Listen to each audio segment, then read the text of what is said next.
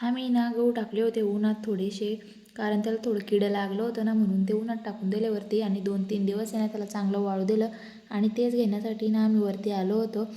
आणि देवानं आहे ना इतका विचार करून ही दुनिया बनवेली ना खरंच.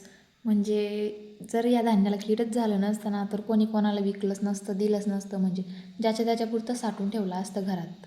आणि संक्रांत अजून आहे ना किती दिवस राहिले बरं का, तरी पतंग आताच आकाशात सगळीकडे पतंगच पतंग दिसू राहिले.